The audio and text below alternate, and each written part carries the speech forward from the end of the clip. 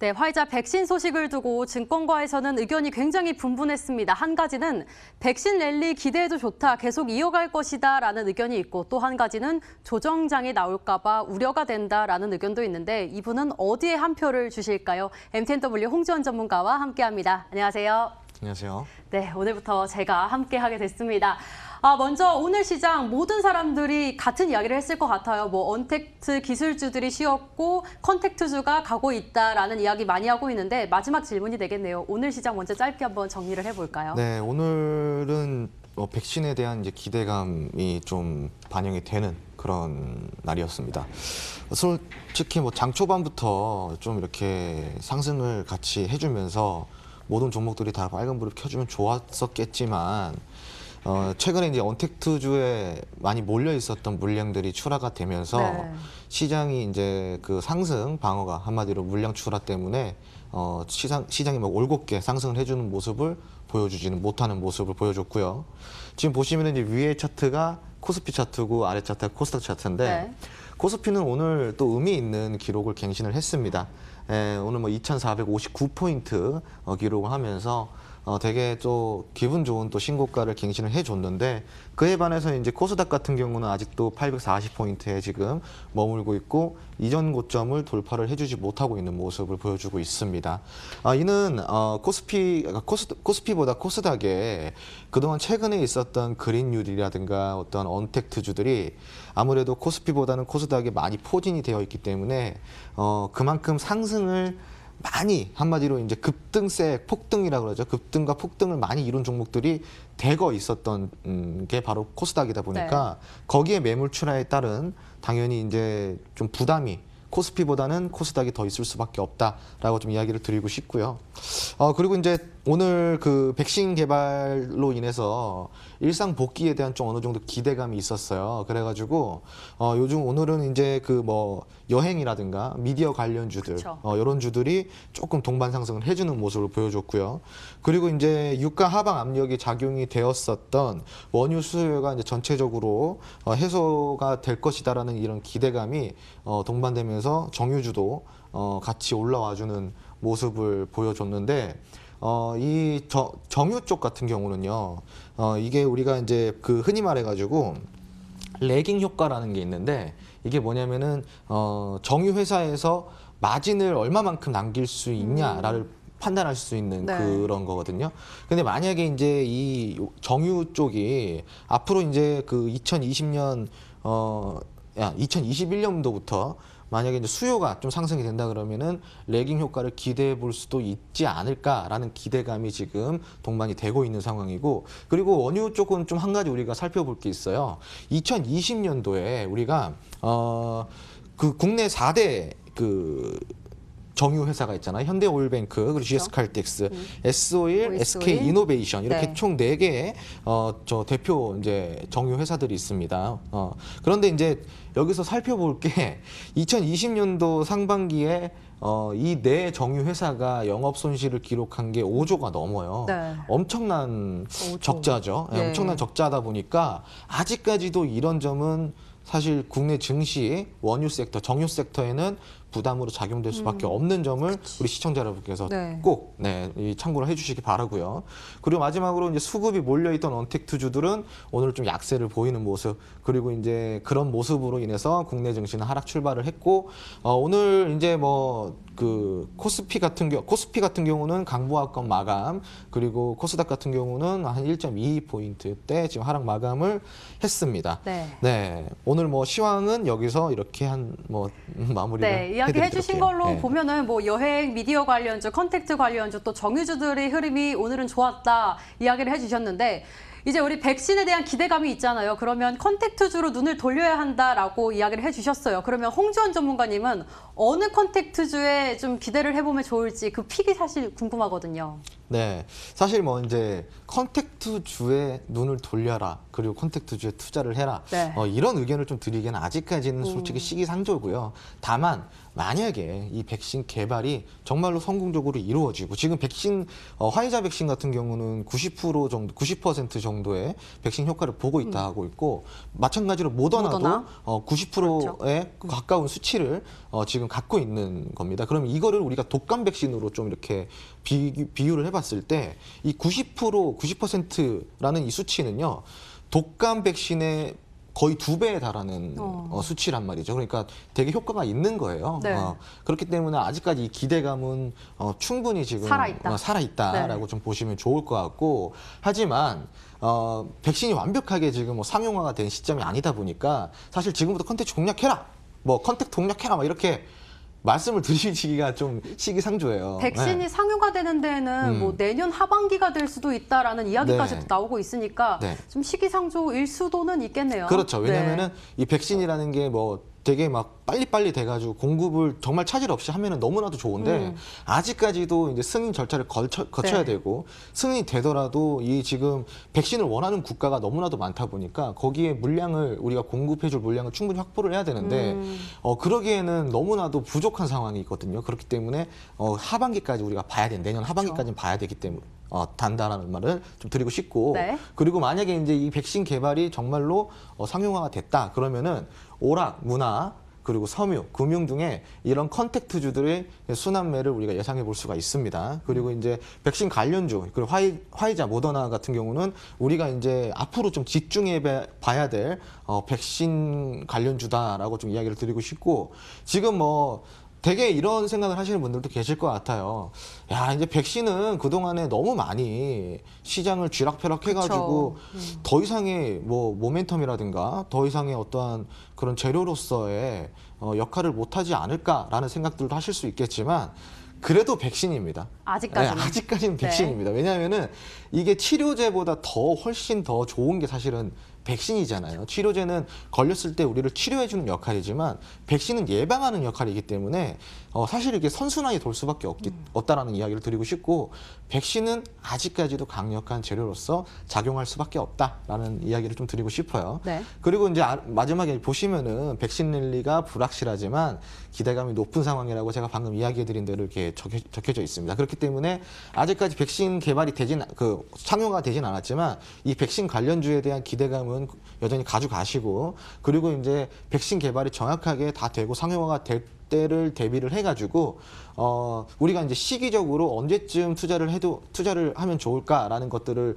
한번 우리가 생각을 하면서 오락문화 그리고 섬유 금융 등 쪽에 한번 순환매를 예상해보면서 조금씩 뭐 담아 가보시는 것도 나쁘지 않다라고 저는 생각을 하고 있습니다. 네, 굉장히 두루뭉실하게 뭐 오락 문화, 섬유, 금융주를 관심 가져보자 이야기를 해주셨는데 사실 조금 더 깊게 들어가면 어떨까라는 생각이 들고 있거든요. 이 오락 문화, 네. 섬유, 금융 등을 집요합니다. 되게 이제 깊게 들어가려면 솔직히 말해가지고 그냥 종목을 딱 오락 문화에선 뭐 그리고 섬유에선 뭐 금융에선 뭐 이렇게 딱딱딱 드려야 되는데 뭐 방송에 나와가지고 뭐 이거 3, 4종목, 5종목을 한 번에 드릴 수는 없으니까. 노란톡으로. 그렇죠. 네. 그래서 노란톡으로 이제 좀 들어와 주시면은 제가 이제 이런 부분들 충분히 정보를 제공해주고 있습니다. 지금 이제 아래에 저 나가고 있잖아요. 네. 저렇게 들어오시면 됩니다.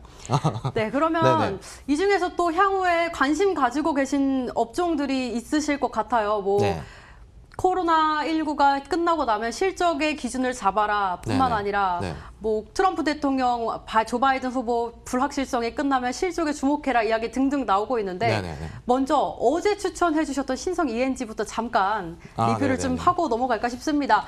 오늘 아침에 장 초반만 해도 최고가 기준으로 10%가 넘게 수익이 나고 있더라고요. 이거 짧게 네. 한번 AS를 해볼까요? 네, 네. 신성 ENG는 제가 이제 어제도 이야기를 드렸다시피 네. 꾸준히 신고가를 갱신을 해가면서 우상향을 그려갈 수밖에 없는 그런 차트다라고 이야기를 드렸어요. 네. 왜 그런 어제 뭐 좀 간략하게 설명을 드렸지만 조금 더 참고 사항을 좀 말씀드리자면은 자 이제 우리가 이제 흔히 말해서 거래량이 들어왔다라고 이야기하는 거를 뭐라고 표현하죠? 그게 바로 수급이라고 표현하잖아요. 네. 그 거래량이 이제 들어왔다라는 거를 우리가 흔히 수급이라고 이야기하는데 우리가 이제 단발성 테마 같은 경우는 수급이 이렇게 한두 번에 거쳐서 끝이 나요. 그런데 지금 이 신성 ENG 같은 경우는 수급이 지속적으로 지금 3번, 4번, 5번, 6번에 거쳐가지고 수급이 계속 들어와 주고 있고 그리고 여기서 또 의미 있는 상승을 해주잖아요. 수급이 들어오면서 고가를 갱신하지 못하면 의미 없는 수급이 되겠지만 수급이 들어올 때마다 고가를 계속 갱신해주고 있단 말이죠. 네. 지금.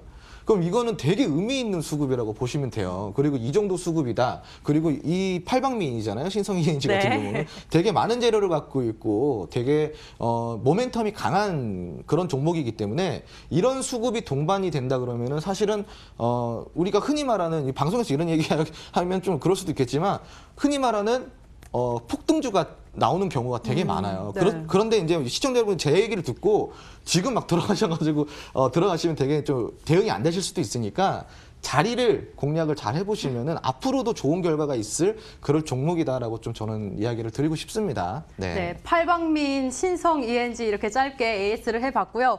그러면 이제 본격적으로 정말 향후에 관심 가지고 계신 업종들을 좀 살펴봐야 할 텐데 어디 섹터에 저희가 좀 집중을 해볼까요? 제가 사실은 이제 좀 종목 뭐 이렇게 얘기를 해드리고 싶은데 아까도 네. 이야기했다시피 이런 거는 우리가 좀 공부를 통해 가지고 전략적으로 접근을 해야 되기 때문에 종목을 말하는 것보다는 이렇게 섹터를 나눠서 좀 이야기를 해드리는 게 오히려 우리 시청자 여러분께 더 도움이 될 거라고 저는 생각을 하고 있습니다.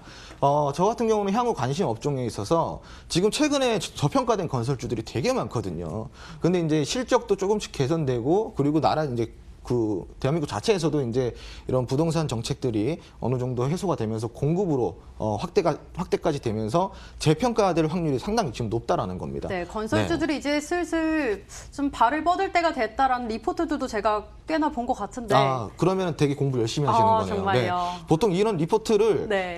못 보시는 분들이 많아요. 그런데 지금 최근에 말씀하신 대로 이런 리포트가 각각 증권사마다 지금 많이 올라오고 있는 상황이에요. 그래서 이제 건설주 같은 경우는 사실 리포트 이전부터 우리가 관심을 좀 가졌어야 되는 거죠. 왜냐하면은 실적은 계속 괜찮아지고 있고 뭐 이런 경기 하방에 비해서도 그렇게 나쁘지 않은 실적들을 가지고 있는데 뭐 공급이 조금 미비했을 뿐이지 공급만 거기서 더 받쳐준다 그러면은 분명히 저평가된 건설주들이 재평가될 확률이 높아질 수밖에 없는 오늘 상황인 거죠. 건설주 가지고 계신 분들 발 뻗고 주무시겠는데요. 그럴 수도 있을 네, 것 같아요. 계속 들어볼까요? 네. 재평가 확률이 만약에 높아지게 된다면은 최근에 이제 저평가되었던 건설주들이 조금씩 움직여줄 수 있다라는 점 여러분들이 충분히 이거를 짚고 넘어가셔야 될 부분 중에 하나라고 저는 이제 체크 포인트 하나 드리고요.